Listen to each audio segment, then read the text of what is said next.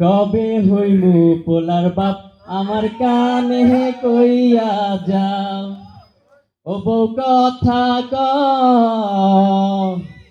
কবে হইমু পোলার বাপ আমার কানে কইয়া যাও পোলাই যখন বাজান কইয়া ডাক দিব রে আমি তখন মনের সুরে গানে গাই মুরে ও বউ কথা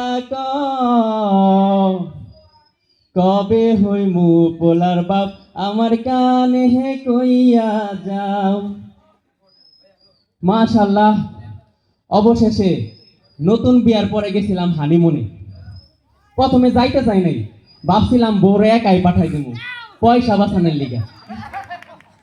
তো যাই হোক, বউরে নিয়ে হানিমুনের উদ্দেশ্যে রওনা হইলাম। বাসে উঠতে যায়া হোঁচট খেয়ে আমি পড়ে গেছিলাম। বউ আমারে কইলো, তুমি কোনোটাতে ঠিক মতো চলতে পারো না। আমি বুঝলাম না বউ আমারে কেন এই কথা কইলো। আমি বাসে উঠা সুন্দর মতো বাসের সিটে বৈশা কইলাম, এই দেখো আমি খুব সুন্দর মতো চড়তে পারি, তুমি এরপর আমার আর কোনো অপবাদ দিবা না। বউ আমারে কইলো, তুমি কোনো কথার মানেই বুঝো না। তো এরপরে হোটেল রুমে যাওয়ার পরেই হোটেল আলা আমারে কইলো, এটা কি আপনার বউ? আমি কইলাম, হ, এটা আমার নিজস্ব বউ, কারো কোনো ভাগ নাই। এরপরে হোটেল আমারে কইলো, এটা যে আপনার বউ, এটা আমি কিভাবে চিনবো, এটার প্রমাণ দেন। আমি কইলাম, এই সবার সামনে প্রমাণ দিব কেমনি? এরপরে কইলো, না, এমন কিছু কন যাতে করে এটা বোঝা যায় এটা আপনার বউ। আচ্ছা, আমার বউ যদি না হয় তাহলে কি আমার সাথে থাকতে চায়?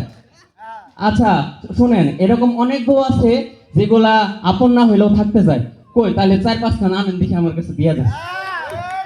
এরপরে হোটেল রুমে যাওয়ার পরেই দেখি দুই পাশে দুইটা খাট ফালানো আছে।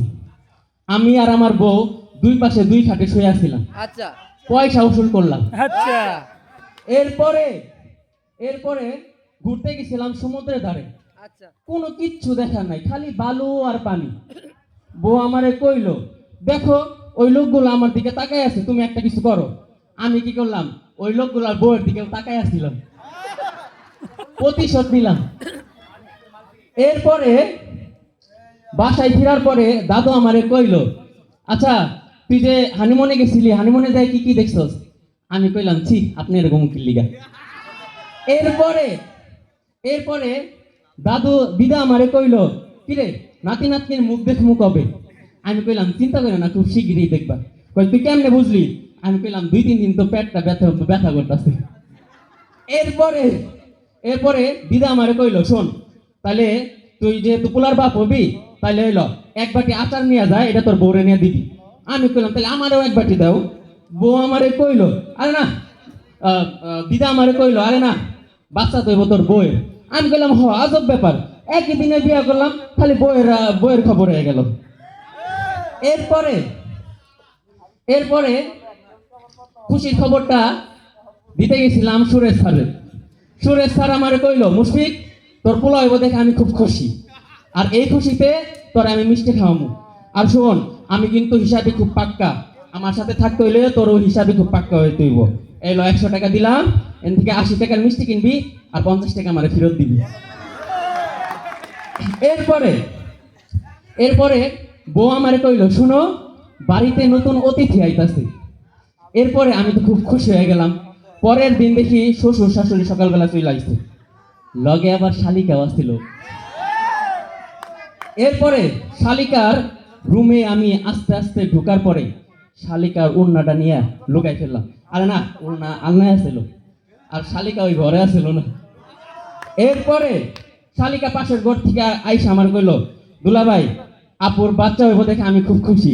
আমি কইলাম, এবার তোমারও উচিত তোমার আপুরে খুশি করা। বউ আমারে কইলো, শোনো, আমি বউরে কইলাম, তোমার বোন আসছে, এবার আর তোমার কোনো টেনশন নাই। আমার বউ আমার তো আরো টেনশন বাড়লো। আমি বুঝলাম না এই কথা কেন কইলো। বউ আমারে কইলো, শোনো, তোমার দাদু আমারে খুব টেক কেয়ার করে। এখন আমি বুঝলাম বউ আমারে কেন ওই কথা কইছিল। এরপরে শালিকা আমারে কইলো, দুলাভাই, আমি কিন্তু রাতে আমার বোনটা ছাড়া ঘুমাইতে পারি না। আমি কইলাম, হ, আমিও। একটা কাজ করো, তোমরা দুইজনে এক লগে ঘুমায়ো, আমি মধ্যেখানে ম্যানেজ করে নিমুনি। এরপরে এরপরে আমরা শালিকা ওইভাবে চলে গেল। এরপর আমাদের সংসার খুবই সুন্দর চলতেছে। এরপরে আমাদের সংসারে নতুন মুখ আমাদের সংসারে